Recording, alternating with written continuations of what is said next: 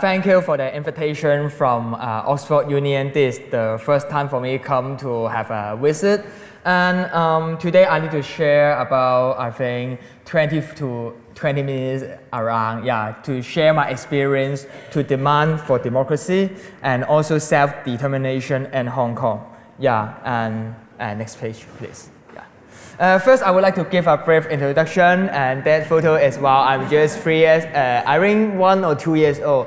And now I'm a 19 years old student that studied in Open University Year 2, major in politics and public administration. I think that other than being a normal student, suddenly because of last year, the umbrella movement, I've been appear in the Time magazine cover and become the Young Person of the Year or the World Greatest Leader or even the 2014 Global Thinkers. Is really out of my expectation because I usually should be the activist rather than being one of the thinkers. But anyway, fine. And I think I just hope to share after the umbrella movement, what is my experience in the past 4 years, and after the umbrella movement, what is my reflection and outcome, and after the movement is end, what's the next step for us? And actually I'm one of the student activist group named Scholarism, and I'm the founder of it. And I've involved in 2 movements. One is the really famous movement named Umbrella Movement, and the second one is the anti-national education movement that I have involved, and it's really the starting point for myself. Because while I'm just around 14 years old, being one of the normal secondary school student, one day the Hong Kong government would like to announce the national education subject. It's really a patriotic brainwashing education. It's forced every primary school and secondary school student to embrace the Communist Party and even to support under the rule of the Communist Party. And I try to organize I try to found the student activist group named Scholarism, and I have made different propaganda to organize the protests and to share our disagreement on this issue, because from my point of view, I just hope to protect the student independence of mind and critical thinking. And later on, actually the Education Department of Government, and around 2012, while I'm just 15 years old, have released one of the teaching material. And in the teaching material that released by the Hong Kong government, it say that the China ruling party is progressive, selfless, and united, and it's ridiculous at all. We can't accept how come the Communist Party can be progressive and selfless. So in the result is in the summer holiday after while I'm just a high school student, secondary 4, I have the Scholarism, my organization is the second time to organize the third time to organize the rally with 90,000 people involved in it. The first time for us to organize a rally while I'm just 14 years old is just only 200 people involved in it. And the second time is in the 2012 in May, have just only 300 people. But suddenly, 2 months later, because of the teaching material released with the Communist Party that is selfless, and it finally motivated 90,000 people involved in the rally. And later on, we have tried to organize the high school student hunger strike. I think it's really unusual for the high school student to stand on the front line, to involve in politics, or even organize hunger strike. And finally, it resulted in around 3 years ago, in the 8th of September in the 2012, we have around 120,000 people occupy the Citizen Square. And finally, we forced the government to withdraw the brainwashing education, and it's really we win the secondary school student or the new generation win in this battle. And later on, because of I found the student activist group named Scholarism, after we win in the first battle, we still hope to fight for the right that we should gain. That's why after 2012, while I'm around 16 years old in 2013, 2 years ago, I've involved in the movement to organize the campaign to fight for universal suffrage. Because in the current situation is nowadays in Hong Kong, only 1,200 elite that support China government or even is part of the Communist Party can nominate and vote in election. And I just think that if the new generation will hope to decide the future of Hong Kong, of course we need to fight for one person, one vote, and let us to choose the politician to be the chief executive rather than control or interference by the Communist Party. And later on, we have involved in different direct action or even civil disobedience. If you guys can see the photo, seeing that around just only 10 or 20 activists, we faced 200 police like that. And I think the trigger point of the umbrella movement is because the decision made by the NPC of China in last year, 31 of August. It says that only the politicians who support Communist Party can run in the chief executive election to be the chief executive election candidate. And we think that actually Hong Kong people have fight for direct election and universal suffrage from around 30 years ago till now. We have fight for 30 years and we have been handed over from British to China. We have waited for 18 years already and I've waited for 19 years already. So how come we still need to accept that only the who support Communist Party can be the candidate? And finally, it results in a lot of students involved in the student strike, no matter secondary school, high school, or even university students, also involved in the student strike. But the trigger point of the umbrella movement is really on last year, the 26th of September. And that day after we have continued to have the student strike for around 5 days, we think that we should have more progressive action to show the persistence of the new generation to fight for universal suffrage and direct election. And because after 2012, we have occupied the Citizen Square because of the anti-national education movement. And the government tried to add the 3 meters barrier to refuse and reject all of the people enter the Citizen Square. And we have suddenly planned the action in the evening of around 8 p.m. and the 26th of September, and 2 hours later and around 10:30, we have launched the action named Regain the Citizen Square. And we try to climb through the 3 meters barrier to enter the Citizen Square. And it's the first time for me to be arrested. And later on, because the government tried to use tear gas, and I've been kept in the police station for more than 46 hours, it finally motivated around 200,000 people occupy outside of the government headquarters and to voice out our expectation and demand to the government that please give us a right to vote and the right to nominate the candidate instead of just let the Communist Party to choose who they want or who they support to run in the election. Yeah, and if you guys have known that how the policemen use the pepper spray and we use the umbrella to protect ourselves, that's why the movement or revolution is named to be Umbrella Revolution. And later on, even they still continue to use violence, we still continue to persist on the principle of peace and non-violence, even facing 87 tear gas. Yeah, and I think first, the previous page, sorry, previous. No, the back. Yeah, I think the most important thing is in the 28th of September, at that date, one of the flags that raised by the policemen is dispersed or we fire, and they hold, a lot of policemen, they try to hold the gun, and we're really afraid that it will be the second time of the June 4th event happen in Hong Kong, and it's really one of the things that we can't imagine before the umbrella movement. But it's quite lucky that finally the policemen still do not use fire, even we see blood already in the movement.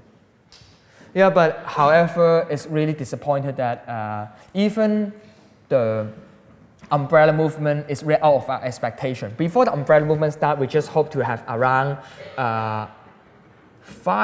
50,000 people involved in the civil disobedience. But the final result of having around 200,000 people involved in the Occupy action, but the bargaining power is still not enough for us to force the Communist Party get back our own right that already usually the Communist Party have promised in the Joint Declaration and Basic Law. After we are occupied for 78 days, we can't see any positive outcome. Yeah, and what is the result or the negative outcome of the umbrella movement? Actually, I've received the political prosecution. I've received 3 charges. One is the contempt of court, incite the illegal assembly, and obstruct the public officer. And maybe next year I may go to the jail, or at least actually in the end of this month, 26th of October, 27th, and also 30th of October, I need to go to the court, and I don't know how can I still go to school at that week. Yeah, but anyway, it's really hard to balance the time of being an activist and also being university student. Yeah. Next. And the second negative outcome is I've been blacklisted by the China and Malaysia government. Of course, being blacklisted by the China government is in my expectation, but even 4 months ago, while I've been invited by one of the human rights NGO in Malaysia to give a speech, and while I arrived in Malaysia, the immigration department say that, you are not allowed to enter, and they suddenly forced me back to Hong Kong immediately. Yeah, take 4 hours airplane again. Yeah, and after I back to Hong Kong, the Malaysian government say that I'm one of the troublemaker, and if they let me to enter Malaysia, it will really affect the relationship of China and Malaysia. Yeah, it's really unreasonable at all. And not only myself is being blacklisted, even some of the volunteer of Scholarism or some of the volunteer in the movement, they are just high school students with the age of 15 or 16, but even some of them is being blocked and they can't enter mainland China even in the Chinese New Year. Yeah, and also attacked from the pro-Beijing media. Some of them have said my family photo have been suddenly appear in the pro-Beijing newspaper, and some of the people may say that I'm one of the U.S. citizen. I've already get the authorization, or even the most unreasonable thing is the pro-Beijing newspaper say that I'm the CIA agent, and and they say that I received the U.S. military training, and I can't. Yeah, but the most funny thing is after my girlfriend have read the news, pro-Beijing newspaper, he said that, I hope you can really be stronger as Tom Cruise in Tom Cruise. Yeah, because being a CIA agent, it should be taller and stronger. Yeah, anyway, yeah. Yeah, and also we saw that we really know the China interference to the academic freedom. I would like to say a few words about this issue, because in Hong Kong, actually the chief executive of government is also the chancellor for all of the public university, and it gets the authority to appoint a lot of pro-Beijing people to the university council. And the result is while one of the liberal law professor that support universal suffrage named Joanna Chan. Yeah, and he is being rejected to be the vice principal because the chief executive and the pro-Beijing media think that we should not allow any people who support universal suffrage or support the core value of Hong Kong to be the vice principal. Yeah, and from my observation and also from some of the opinion in Hong Kong is the member of the University Council represent the interests of the Communist Party, but not the interests of the staff and students of Hong Kong. Yeah. So everyone will ask that after the umbrella movement, we need to admit that we cannot get some of the exact result, but why I'm still optimistic, or actually what is my reflection on this movement? I would like to say is we do not gather enough bargaining power to change CCP mindset. Even Hong Kong people will have just fight for the right to vote in the council. We have just fight for more than 30 years already. However, we are facing the Communist Party. Our bargaining power is still not enough. Yeah, and actually, maybe 10 or 20 years ago, we may think that, with the China rise with stronger power, it will bring the open-mindedness to the leader and to provide better human rights, something like that. But the result is actually the Communist Party do not allow China to catch up with the Hong Kong democratic development. And the conclusion is actually the Communist Party ignore the agreement in the joint declaration and basic law. And what we're afraid is after the umbrella movement, we need to have a new reflection and analysis on how to continue the movement after without some of the exact political reform that we can achieve, and a lot of negative outcome with the charges, political prosecution, blacklist from the Communist Party. How can we continue the movement? That's why I would like to say is from my observation, in 1984, from the joint declaration that have been signed by the British and China, it may be said that Hong Kong can have one country, two system from 1997 to 2047 for 50 years unchanged. And actually, it have one of the mini constitution named as the Basic Law. It say that Hong Kong can have universal suffrage, which means that some of the people may think that, oh, you guys have fight for universal suffrage is really unreasonable or it's too progressive. But I would like to say is the Basic Law, the mini constitution in Hong Kong have already said that Hong Kong people have the right to nominate and choose the chief executive by themselves. Yeah, so from my observation is if the umbrella movement still can't let the government to, still can't force the government to give us back our own right. And we have observed that China government really do not have any incentive to let China to catch up with the democratic development in Hong Kong. So what's the next step for us? It really led me to worry about if the joint declaration is just only provide the 50 years unchanged from 1997 to 2047. In 2047, I'm just 51 years old. So what is the future of Hong Kong after 2047 without the protection of Basic Law and joint declaration? I would like to say is what is my analysis of the possible outcome of 2047. If the 100% worst thing is Hong Kong will not be a special administrative region anymore and one country, two system will change back to one country, one system. Or even we can still have one country, two system, but we would just namely as one country, two system and Hong Kong will be merged such like mainland. What I worry is because nowadays, why Hong Kong is still Hong Kong? Because we have rule of law, judicial independence, separation of power, and we can still have a bit of the autonomy. Even nowadays, from our observation, the rule of law is continually eliminating under the interference or the control from the Communist Party.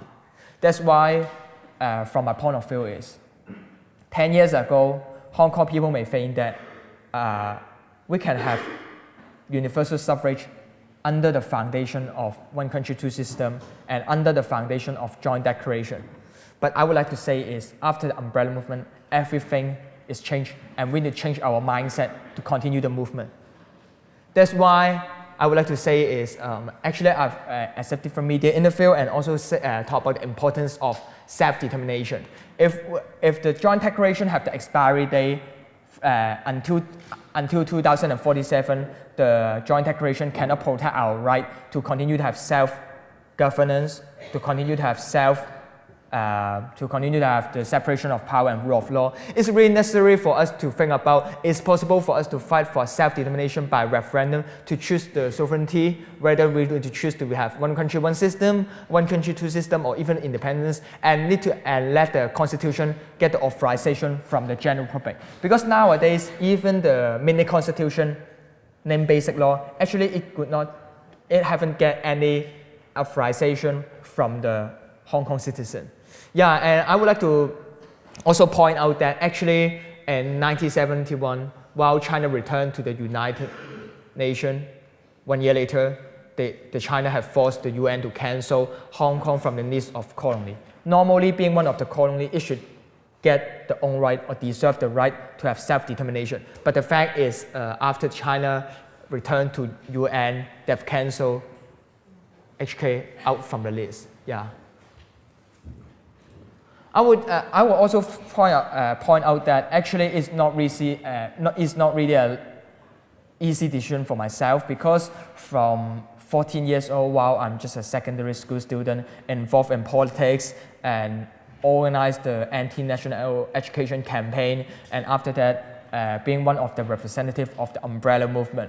Actually, if I need to raise the idea of the long-term goal to achieve self-determination, to let Hong Kong still have separation of power and rule of law after 32 years, it's not an easy thing. But what I would like to say is, even it's really the challenge for myself, but at least I would like to say is, after the umbrella movement, we have strengthened the civil society in Hong Kong, and we have gathered more power and have to raise the new generation political awareness. So if the new generation have their political awareness already, so why don't we try to transfer or transform the power from the civil society into the institution? That's why I've tried to apply for the judicial review. Nowadays in Hong Kong, if anyone need to run an election, the age limit is 21 years old. But I just hope to apply for the judicial review and to hope to adjust the age limit from 21 to 18. And if finally is successfully win in the judicial review, I may consider to run an election, because I think that of course, it's still necessary for us to organize the civil disobedience and the direct action on the street. But if it's really a long-term goal for us to fight for self-determination, we need to strengthen the civil society and also get more new blood run in the election, and to get more support in the general public. Try to let some of the idea or requests, such like self-determination or the idea from the new generation, let us bring it from the street to the council, from the civil society to the institution. I would like to say is, after the umbrella movement, although no food were gained from the protest, but we do not feel that it's really discouraged, because we need to admit that in the past, in the history, none of the country can achieve universal suffrage or direct election under the rule of Communist Party. Yeah, so what we want to do is just try to create the miracle. It's really a struggle for us, because fighting for democratic self-governance is really a long-term battle. Even we can't win in last year umbrella movement, I still believe that in the long-term war we can still get the fruit, and we can still win in the war. Yeah, so I would like to say is, after the umbrella movement and after the political reform package is being rolled down in the council, of course it's really a long-term it's really a long-term war for us to continue to fight for the core value of Hong Kong. But I would just like to remind the ruling class that today the ruling class try to dominate our future. But I think that the day will come when we decide the future of the ruling class. No matter what happened to the protest movement or what happened to the democratic movement, we will reclaim the democracy that belongs to us. Because I still think that even the Communist Party is really stronger, but the time is still on our side. And with the greater power, and we have the greater responsibility to pay greater price to fight for the future of Hong Kong. And this is the end of my speech. Yeah, thank you.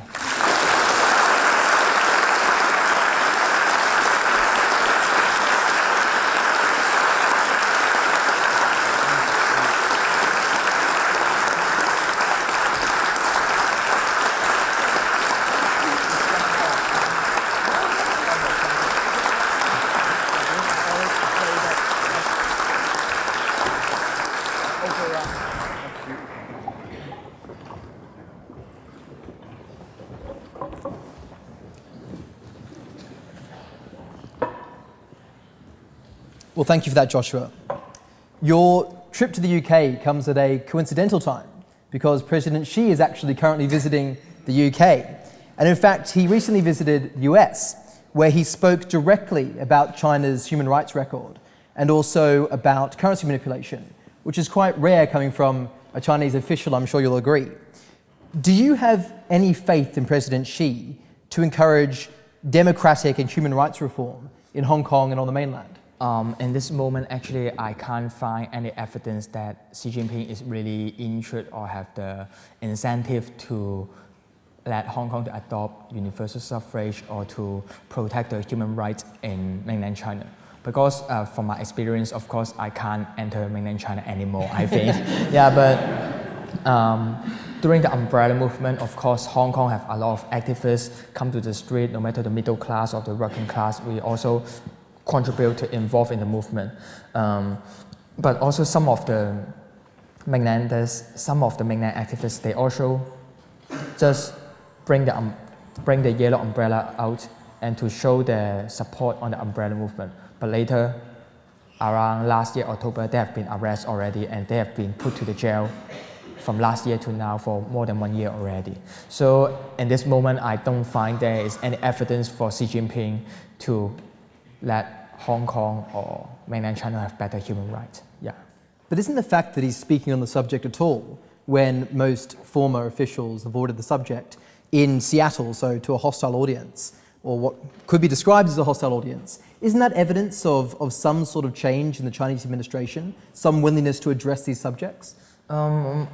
Actually, I just think that with the, of course, while having the visit to different country, meet with the prime minister or the president or anyone and other foreign country, Xi Jinping or the government official of China, they try to have a better public relation image or have the better try to give a better impression to the foreign country people. But what from our observation and the fact is in mainland China is within this year, not only the activists with the progressive idea is being arrested, even some of the human rights lawyers, they do not have really show their support or really involved in different protests. They just try to support human rights activists, being one of the lawyers to do the job, but even some of the lawyers is also arrested by the government. So I would just like to say is, of course, Xi Jinping hope to give a better impression to others all over the world. But the fact in China is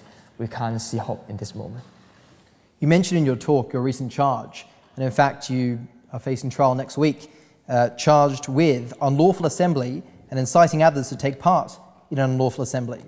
And if convicted, you face a possible 5 years of imprisonment. Do you think that you broke the law?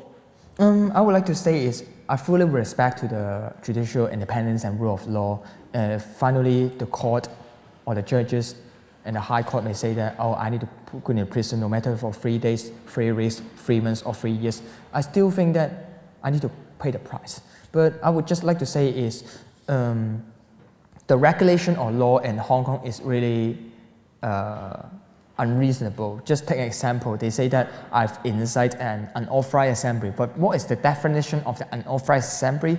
From the regulation, it says that if any assembly that more than two people affect the social harmony, and it's an unauthorized assembly already. But what is the definition of affect social harmony? I can't make sure in this moment. So I just think that the government, they have the right to give the charge. But the problem is they just use the law or regulation that they give enough flexibility for them to adopt the political prosecution. Why do you think the government is trying to use this as a political tool? Does that suggest that the government feels that your movement has been successful? And in your eyes, do you think that the umbrella movement has been successful at achieving real change? Of course, the umbrella movement haven't achieved any political structure to have any modification or change, but we have really raised the new generation political awareness. I think in Hong Kong, last year experience is more than 10,000 high school students involved in a student strike. Yeah, and even some of the school kids, they are just 14 years old. It's the age for myself to involve in social movement. Just 14 years old or only. They also involved in student strike or civil disobedience. Yeah, so I'm still optimistic in the future because compared to the new generation activists born after 2000, I'm really old already. Yeah. And what are the next steps for the movement? Will you just continue to raise awareness? Do you have another protest lined up? As what I've mentioned, I think that because the joint declaration have an expiry date, and in this moment, the British government do not really care about the human rights issue. More, the British government may just care about the capital investment, the trading policy or cooperation with the China government. Yeah, so we just hope to prepare for the worst. That's why I've raised the demand for the self-determination. But for in the more realistic and the short-term goal, I just hope to motivate more of the new generation to run in the election, because there's a lot of the representatives come from the movement. I mean different student leader, but we will still graduate at least 2 or 3 years later.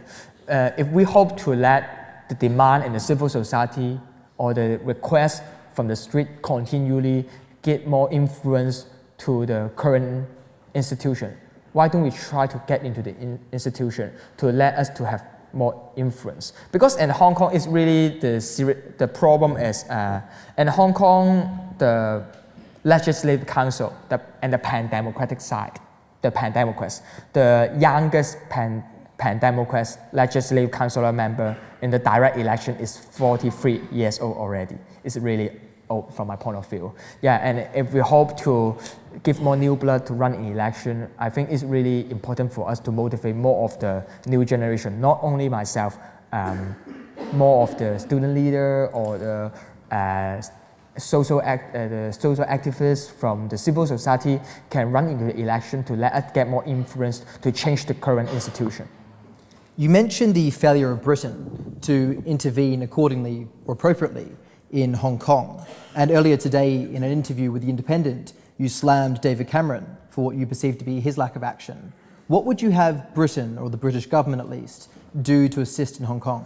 I think because, of course, Hong Kong has been ruled by British, and actually why Hong Kong we still have one country, two system is all because of the joint declaration that signed by British and China. But I would like to say is while in the current, in this time, in this moment, what China government is trying to do is to broke their promise, or actually they have already broke the promise in the joint declaration. In the joint declaration, it say that Hong Kong should adopt one country, two system. It should let Hong Kong to have democracy. But we have handover till now, we have waited for 18 years already. So I would just like to ask the British government or ask the Prime Minister, how can UK or British make agreement with the China government that have already broke the promise or break the declaration that has been signed with British in the past? Yeah. Moving on to your individual future, you mentioned your judicial review, which is pending, to try and lower the age at which you can run for the Legislative Council. If you were elected, what would your goals be as a politician working within the system, as opposed to being an activist outside the system? Yeah, I would like to say it's quite different for the council and Hong Kong or British. In Hong Kong, because only 50% of the seat is direct election, other 50% is named functional group, is controlled by the businessmen or the ruling class that fully support the government or fully support the Communist Party. Yeah, so even even all of the Pan-Democrats dominated still, we can't still be the majority because Hong Kong, the Legislative Council in Hong Kong still haven't adopted the fully direct election in this moment. Yes, but I would like to say is if I successfully consider to run in election and win to get a seat, I just hope to motivate the government to know and respect the voice of the new generation. Because always for the youth committee in Hong Kong, one of the chairperson of the youth committee in Hong Kong have said that the Hong Kong new generation or the youth in Hong Kong can't buy the house because always they use the money to go to the cinema, or they just use the money to go to have a trip to Japan, but I think it's unreasonable at all. Yeah, because I think in Hong Kong, most of the time, the seat or inside the institution, most of the seat or in different committee or council is really dominated by the businessmen or the people that support the government. We can't see any voice from the new generation. One last question from me before we open up to the audience. You're 19 years old, 2 years younger than me, and you've already been on the cover of Time magazine. Do you have any life tips for a soon-to-be... It's really odd for a 19 years old kid to give the life tip. I just have 19 years old life. Well, the problem is that I'm a soon-to-be unemployed Oxford graduate, so can you give me any hints whatsoever?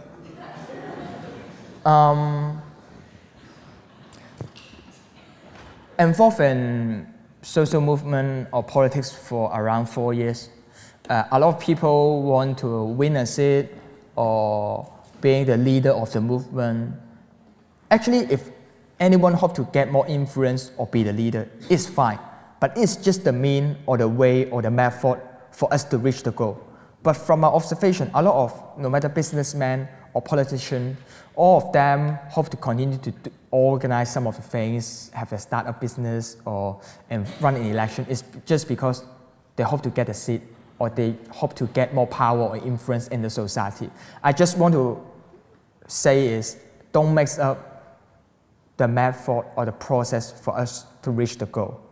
Win a seat or earn more money or even get more influence in the society in various aspects. It's just the means for us to reach the goal. If we ignore our goal, or we mix up, or we replace the final aim with the method, and we can't success or influence others. Yeah, so I would just like to say is most of the politicians, they may just hope to get us, they would just set a goal to get a seat. But from my point of view, no matter being the founders or Scholarism, running an election, or lead a movement, it's just the process for myself to reach the goal, to let us, or to let the Hong Kong to protect core value and to fight for the future of Hong Kong. Yeah, so if you ask me to give a reminder, it's just don't mix up the goal and the method. It's just a process. Yeah.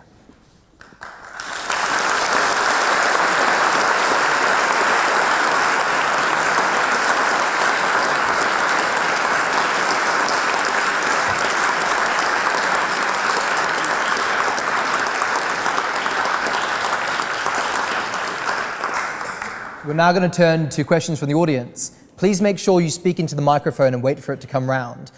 Can we start with the gentleman in the front row, at the very front?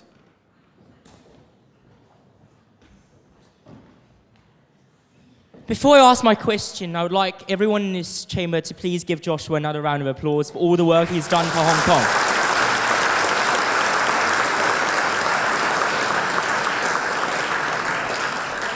I've lived in Hong Kong for the majority of my past 17 years, and I believe that I was there when I experienced the 78 days of the Occupy Central movement of the Umbrella Revolution.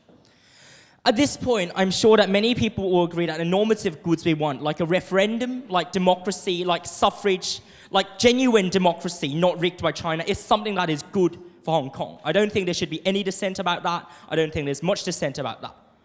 But the question here right now is that, as Joshua, you mentioned just in your speech, the idea of constructing a civil society, of building better public relations there through protests, etc., and the increasing in public awareness that happened as a result of revolution. This all happened. But right after that, we also saw the darker side of reality, where there was a splintering of opposition, radicalization of movement, regionalization of protests, and following that, we saw China becoming increasingly stern and reluctant to grant Hong Kong democracy. We saw backlash and a reluctance to care from CY Leung and the majority of the Hong Kong government. The question here, then, is no longer about whether or not we can construct a civil society or not. Clearly something is wrong with the current democratic movements, with the current efforts. Clearly there's something that we need to do to change the status quo. But what is the change that you believe we need in order to break the stalemate and in order to liberate Hong Kong from the darkness you painted in your 20 minutes of speech? What is the change, and where is the change? Thank you.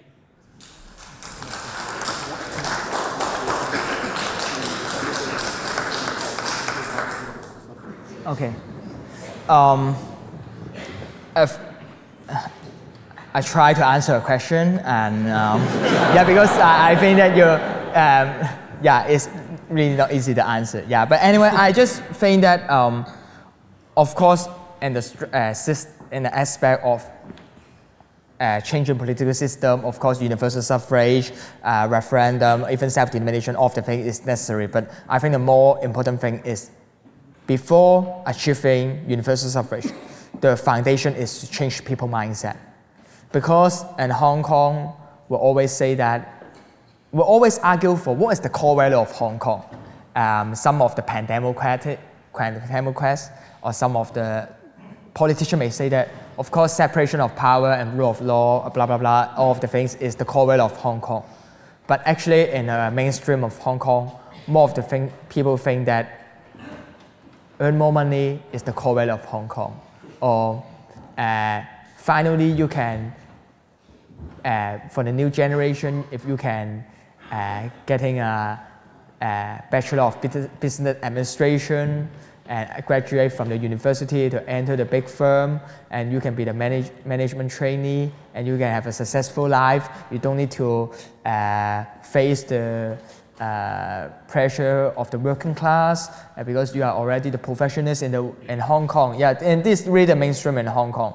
And I would like to say is, if we hope to let Hong Kong have universal suffrage, and if we hope to let the culture of the city change, the first thing is to change everyone's mindset. But if you ask me how to change people's mindset or let them to know that not only earn money or not only being successful in life for you can enter a big company to have to be one of the manager rather than just in the stand in the front line to earn little salary. Of course, it's a long process, no matter from the media aspect, cultural aspect, or an education aspect. It's necessary for the media or the education institution to put more effort to change the people mindset. But the challenge that we face in Hong Kong is most of the media is already controlled by the China government, and Hong Kong have around 8 newspapers. 7 newspapers may say that, we should pass the political reform package that supported by the China government. Only 1 newspaper stand in my side. Yeah, and for the education institution, usually we hope the university should get more flexibility for the student to know the importance of the value behind and have more debates and let them to know that what we want is knowledge rather than gain more, be too materialistic. Yeah. But the problem is, as I've mentioned, the high school or even the university is really controlled or affected by the China government. So it's not really an easy road for us, but I would like to say is if in the next 1 year or 2 years, it's not possible for us to have another movement that is larger than umbrella movement, but it's also the process for the civil society how to let us put more effort to change people's mindset, to let people's mindset change, to change the city culture and finally change the city political system. Now, during the protests of the umbrella movement, the West received, perhaps rightly, a lot of criticism for not doing enough to help your movement secure your natural rights as citizens. But what do you think Western countries can and should do to put pressure on the Chinese government to change the way things work in Hong Kong? Of course, 4 years ago, while I'm just around 15 years old, to involve in the social movement, while I read the news, I always realized that the politicians in Hong Kong always being criticized by the pro-Beijing media, say that they get some of the connection or having any meeting with the foreign government representative. And they think that it's really sensitive things. But after I've involved for 3 or 4 years, I realized that no matter from the pro-Beijing, no matter the pro-Beijing or the pan-democratic politician, all of them actually will have some of the meeting or have some of the dialogue with the some of the politicians come from UK or US. Actually, it's not really a thing that's really sensitive. But for the pro-Beijing media, they may think that if any pan-democrat have the meeting with US politician, it's really proof the evidence that US government is controlling the Hong Kong politician, like that. Yeah, but from my observation or from my point of view, I just think that the Western country really have the responsibility to monitor China government because especially on the Hong Kong issue, because as I've mentioned for many times in the speech, Joint Declaration is really the foundation for Hong Kong to adopt one country, two system, and it really shows the difference of Hong Kong towards mainland China. And actually the Joint Declaration in 1984 have signed by British and China, but also endorsed by US and other countries all over the world to give more confidence for the Hong Kong people still stay in Hong Kong, don't move overseas at that period of time. Yeah, but the problem is after a lot of government endorsed and signed the Joint Declaration, the result is no one care about nowadays. The China government have broke the promise in the Joint Declaration already. So I think that the starting point for the Western country politician or the civil society in the Western country to monitor the China government, the starting point should be the Joint Declaration signed in 1984, 31 years ago. Yeah. So you're talking about how in school they have this like curriculum that is to brainwash people into being very pro-communist. And I'm curious why that didn't really work for you, and what's different about that with you. Okay. And yeah. The first thing is because the government tried to introduce or to adopt this subject in primary school and secondary school, but successfully after the Occupy Citizen Square movement, we forced the government to withdraw this subject. But I think why I haven't been brainwashed, I think it's quite different because it's really lucky that Hong Kong is different to mainland China. We still can have the freedom to access the information in internet. If we live in mainland, of course, we can't access to Google, YouTube, and Facebook, and we can't access to a lot of information.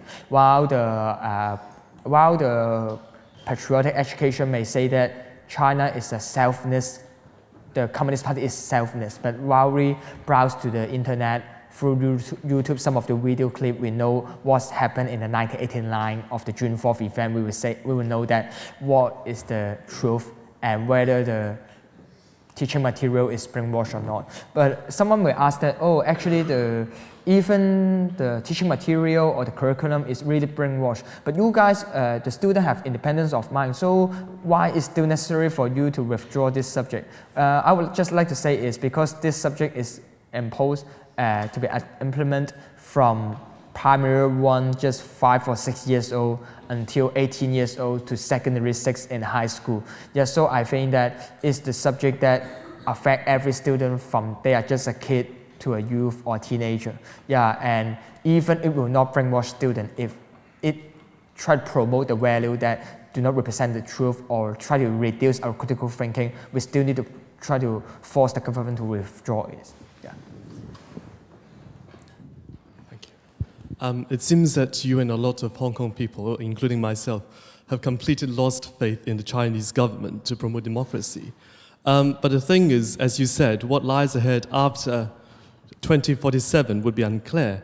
And I saw also from your sharing that you said the options of one country, one system, or one country, two systems would also both be worse for Hong Kong.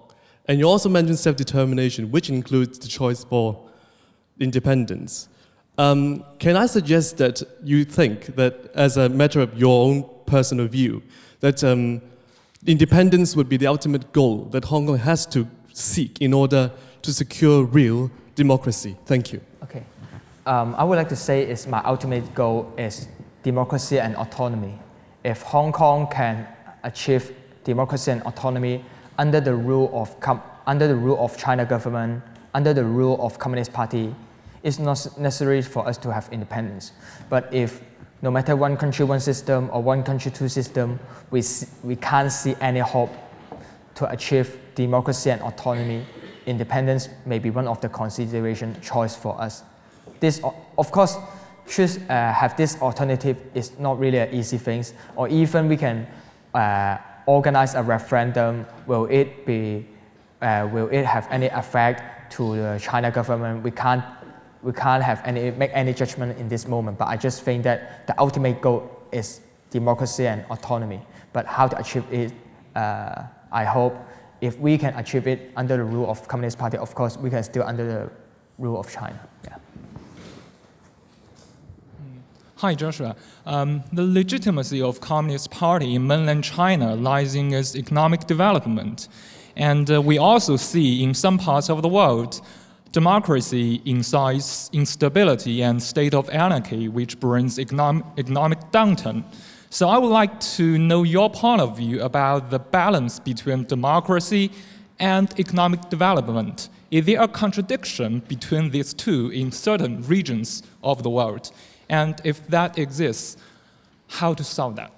Okay, I don't think that it's really necessary for us to find a balance between economy, development, and democracy, because I would just like to say is, of course, in different country or different nation have different situation, but actually in Hong Kong, as I've mentioned, 50% of the seat is direct election in the council. Actually, we have already adopted the election for 20 years already.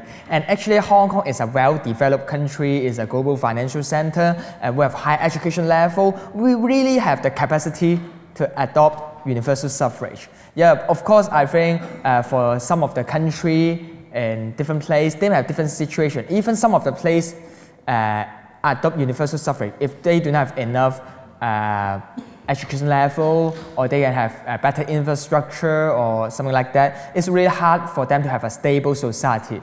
But I would like to say is if Hong Kong still do not adopt universal suffrage, if China government still continue to ignore the promise or the agreement on the joint declaration, Hong Kong will be more unstable. So if the ruling class in China hope to let Hong Kong to be stable, they should let Hong Kong people to have one person, one vote, to let Hong Kong people to have universal suffrage. Because Hong Kong we have already experienced to have election, we have really direct election in the district council, and we have 50%, half of the seat in the legislative council is direct elected.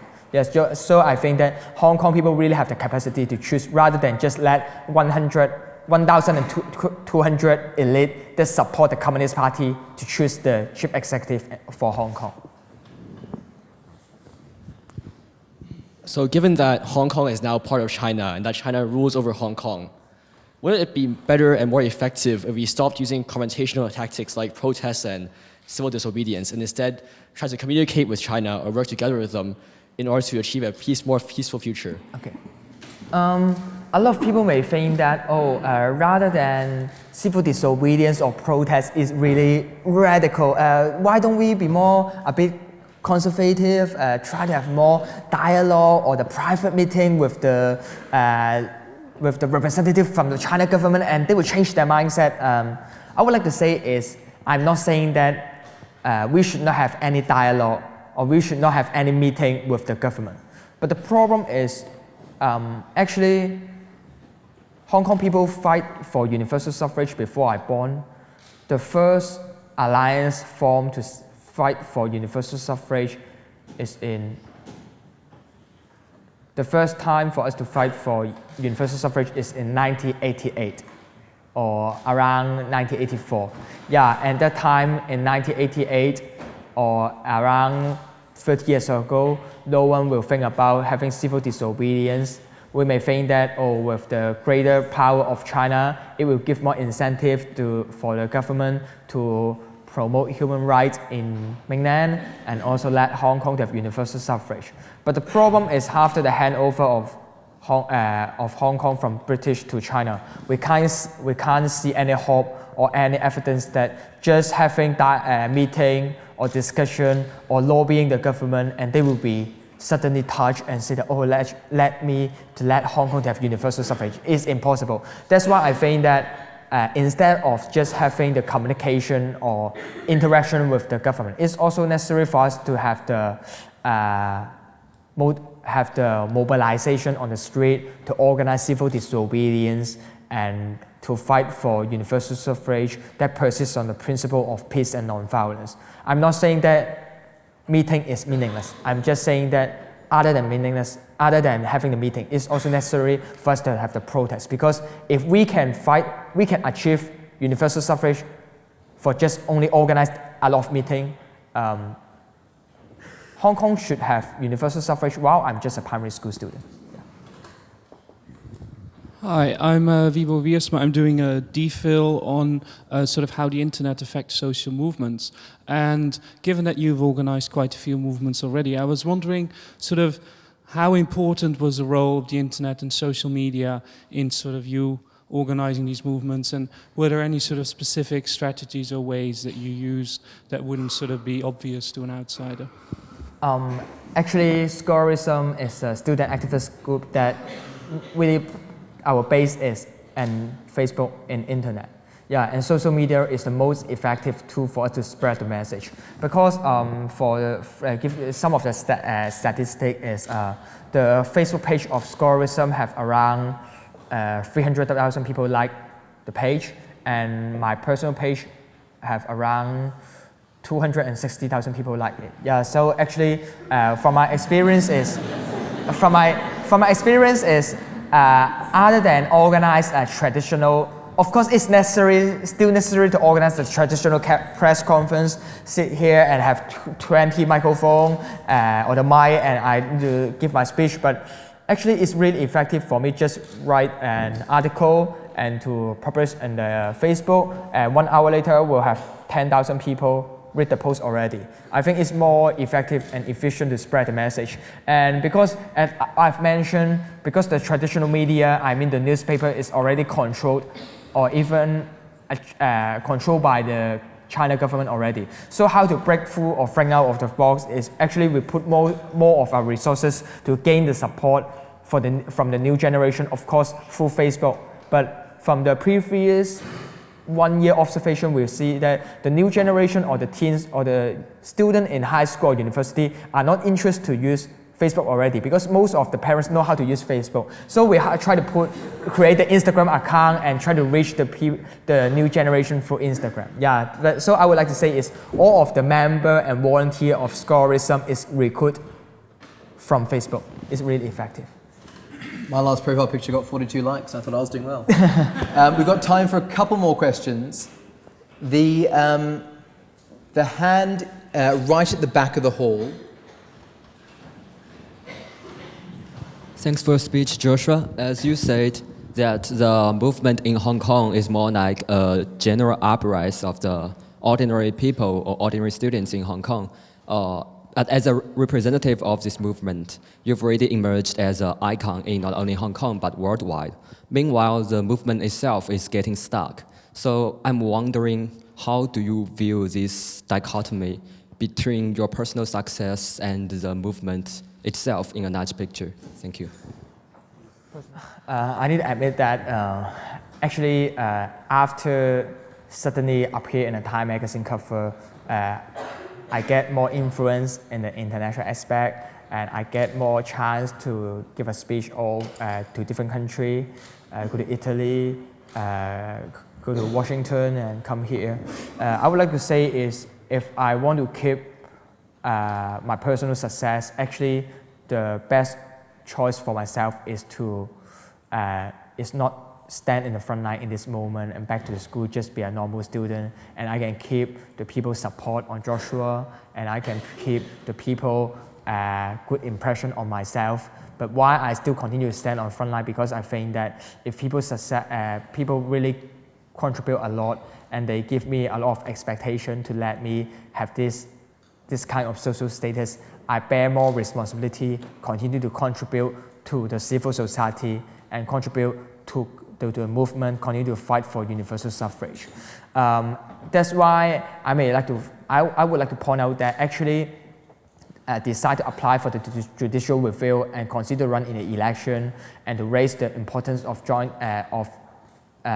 self-determination actually is really incur a lot of risk, because in Hong Kong, even the people in the traditional pan-democratic camp, they may just think that self-determination is radical. They may think that run in an election is not really suitable. But I think that if the general public in Hong Kong that support the umbrella movement let me have this kind of social status, I should bear more responsibility to continue to involve in the movement, to stand on the front line. Yeah, with others' expectation, it is one of the motivation to remind myself what I want to do and what I need to do in this moment is not for myself, it's just for the movement to achieve the ultimate goal, what I've mentioned, democracy and autonomy. The lady on the aisle at the back, yeah. Hello. Was there ever a time where you regretted getting involved in such activism? Of course, in these 4 years, some of the time it's really tired, because I would like to say is being a student in Hong Kong is not really easy already. You can't imagine that.